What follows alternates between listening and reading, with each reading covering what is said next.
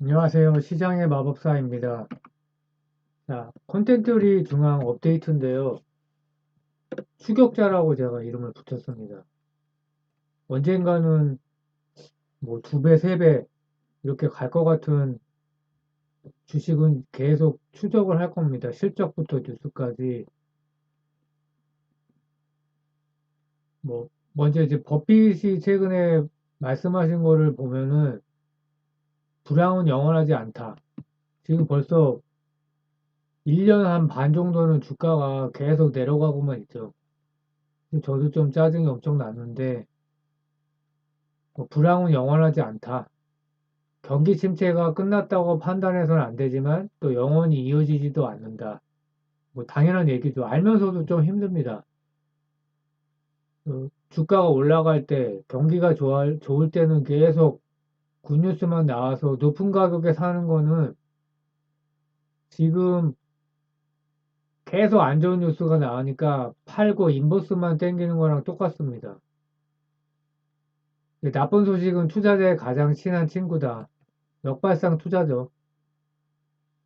저가 매수가 가능한 시점이다. 뭐 내년에 경기 침체가 오면 더 떨어질 수도 있지만 크게 보면 지금이 이제 매수 권역에 들어간 거는 저는 맞다고 생각하고 그래서 인내심이 굉장히 중요하죠. 지금 손절하고 나가면은 더 나쁠 것 같으니까 손절하고 갔다가 뭐 더 싸게 사고 그렇게 해서 맞을 수도 있겠죠.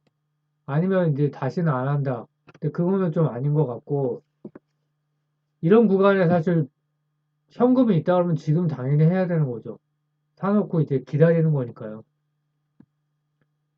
그래서 앞으로 5년, 10년, 20년 지나면 또 실적이 좋아지면서 주가가 신고가를 경신한다. 이렇게 얘기했는데 중요한 건 한국은 아니라는 거죠.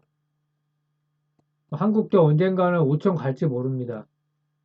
근데 한국은 뭐 여러 가지 문제가 있죠. 그 말씀은 제가 뭐 출산율이 낮은 것도 있고 제조업 위주의 경제도 있고 거버넌스도 있고 그래서 장기 투자는 한국은 저는 아니라고 생각을 하고 장기 투자는 S&P 인덱스인 스파이 장기 투자를 하는 거죠.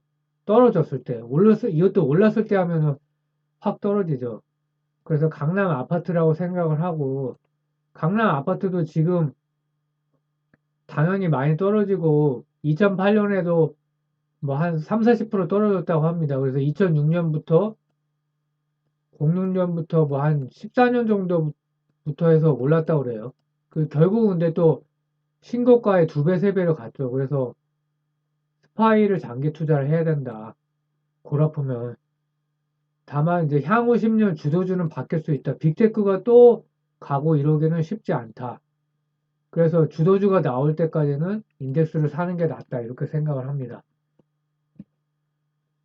콘티투리 증황 뭐 업데이트를 해보면 티빙 지분을 27% 갖고 있다. 그리고 내년에 티빙 IPO나 뭐 SLL IPO가 있다 그러면 당연히 호재가 되고요. 뭐 내년에 안 될 수도 있지만 그리고 내년에 흑자 전환 되면 주가가 오를 수 있고 금리 조절이나 수혜가 되고요. 원래 이제 넷플릭스 위주로 판매를 했었는데 디즈니 티빙까지 판매를 하고 있습니다. 지금 재벌집 막내 아들이 이 세 군데에 다 판매를 했어요. 그래서 내년 1분기 실적이 좋을 것 같고 12가 12.4% 있다. 그리고 23년에 다수의 시즌2 작품이 나온다. 그래서 뭐 재벌집 막내 아들 약간 시차가 있지만은 아시아 6개국 OTT 차트 1위를 하면서 그러면서 이제 주가가 튀기 시작을 했죠. 그리고 환율도 또 급락을 했었다가 1,400원 밑에까지 갔었죠. 다시 올라왔지만 그러니까 주가 상승 배경이 재벌집 막내 아들 글로벌 1위 한 게 제일 크고요. 레몽레인과 이제 반반씩 IP를 소유하고 있는데 그리고 또 하나용 해제 가능성이 있다고 하죠. 근데 이거는 사실 뭐 별 신경 안 씁니다. 중국이 워낙 이제 변수가 너무 큰 나라가 됐기 때문에 되든 안 되든 이거는 뭐 신경 안 쓰고요. 금리 인상 속도 조절, 10년물 금리 하락, 그래서 적자 성장주가 호재인 거죠. 다시 또 뭐 이렇게 겁을 주고 있는데 오늘 기준으로 3.5%를 유지를 하고 있습니다. 10년물이. 근데 이게 이제 상당히 중요한 겁니다. 파웰이 이제 금리를 또 올리겠다고 겁을 줬지만 이 금리가 10년물 기준금리가 아니라 10년물 금리가 별 변화가 없어요. 그래서 뭐 또 이제 좋을 것 같고요. 지금부터 막 추가하게 배팅하고 인버스 사고 이런 거는 저는 좀 리스크가 있다고 보고요. 이미 늦었죠. 그래서 대중국 콘텐츠 수출이 다시 재개되면 드라마 제작사 등은 크게 수혜를 볼 수 있다. 판호 발급 기간이 상대적으로 짧은 데다 작품을 이제 바로 판매할 수 있기 때문이다. 게임에 비해서 이제 만들어져 있으니까요. 재벌집 막내 아들이 이제 이거 세 군데 모두 판매를 했는데 1분기 수익이 반영이 돼서 당연히 이제 실적이 좋겠고 레몬레인이 제일 크겠죠. 그리고 비지상파 역대 최고 시청률이 부부의 세계인데 비슷하다. 근데 지금 또 월드컵 시즌인데도 불구하고 성과가 엄청 좋았죠. 6.1%에서 시작을 했는데 최근 8회가 19.4%, 3배가 넘게 늘었죠. 20% 이상이면 진짜 뭐 엄청난 건데 지금 뭐 20% 근처까지 갔고요. 월드컵도 끝났으니까 뭐 좋겠죠. 저는 참 아쉬운데. OTT에서 리본 리치라고 해서 이제 뭐 아시아 쪽에서 1위를 했었는데 지금 넷플릭스 50위, 36위, 디즈니 36위로 좀 많이 떨어지긴 했죠. 그래서 환율이 급락을 했다. 오늘자로 이제 또 1,300원을 다시 돌파했는데 또 4.5%가 아니라 미국 기준금리 5% 겁을 주고 있죠. 2월도 비슷할 가능성이 있다. 저번에는 이제 속도 조절한다고 그랬다가 다시 이게 이제 기대 인플레를 잠재우려고 하는 건데 뭐, 글쎄 뭐 말씀을 제가 드렸지만 쉽지 않습니다. 이거는 왜냐면은 그 환율이 엔화 환율하고 엔화 급락하고 다 이게 맞물려 있기 때문에 엔화 방어를 하기 위해서 엔화 달러를 매수하면은 미국 이제 또 국채를 파니까 국채 가격이 더 하락하고 금리는 더 오르고 국채 가격이 계속 하락하면 영국처럼 연기금이 막 그 연기금발, 채권발 금융위기가 올 수 있기 때문에 이제 그런 거 경고를 많이 하죠. 그래서 이렇게 빅스텝이 쉽지는 않다 이렇게 보고 있고요. 그러니까 환율이 어느 정도 반영이 돼 있죠. 이렇게 막 급등하지는 않습니다. 그래서 이거 며칠 전 이제 상황인데 건설주가 많이 올라갔죠. 건설주 성장주가 이제 속도 조절 수혜니까요. 그래서 뭐 가치주나 건설 권자재 적정 회기 전망, 미국 기준금리 현재 4%인데요. 그래서 역사적으로 근데 경기 침체 이전에 주가 바닥은 없었다. 저는 한국 주식이 이제 바닥을 쳤다고 보는데 이게 팩트입니다. 1945년 빼놓고는 경기 침체 이전에 주가 바닥은 없었다니까 한 번 더 바닥 테스트에 들어간다는 얘기고 또 한 가지 많이 나오는 얘기가 올해 금리를 대폭 인상을 했다. 근데 이제 3분기까지는 실적이 좋았단 말이죠.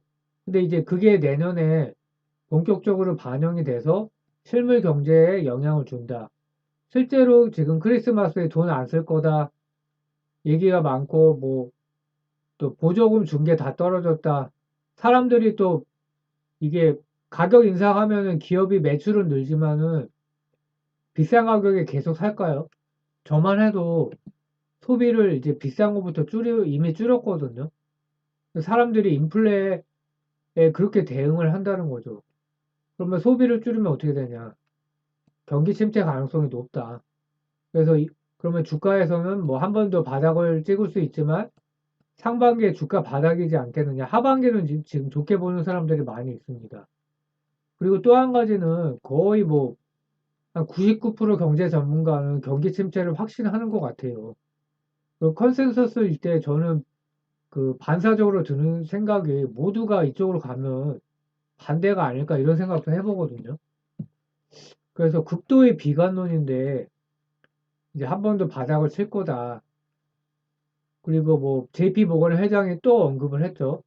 근데 오늘 이제 그 뉴스 속보로 나온 게 중국 방역이 정부에서 공식 완화한다고 이렇게 발표가 났습니다. 뭐 대폭 완화한다고 자가 격리를 허용하고 PCR 결과를 면제한다. 근데 시위 때문에 중국에서도 아무리 이제 막 뭐 탱크를 밟는다고 해도 그때하고 89년하고 상황도 다르고 하니까 그 위드 코로나 전환을 공식화했다. 그러면은 세계 경제에 뭐 유가도 그렇고 중국의 그런 경기 침체가 맞물려 있는데 경기 침체가 깊을 거냐.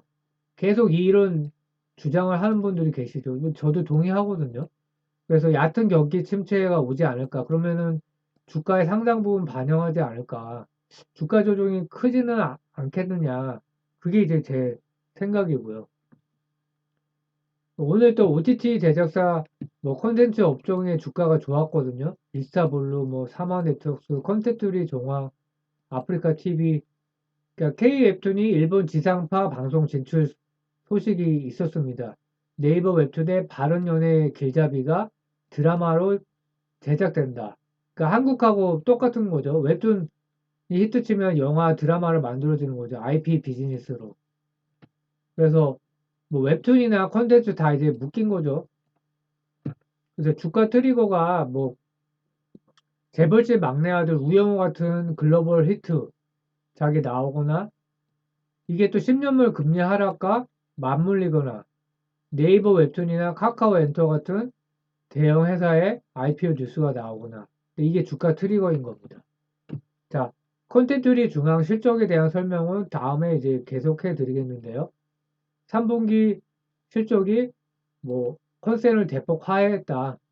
뭐 적자가 크게 감소했고 누적으로 보면은 뭐 3분기는 이제 적자 크게 감소했지만 누적으로 많이 감소하지는 않았는데 이 자세한 설명은 내일이나 모레 이렇게 말씀을 드리겠습니다.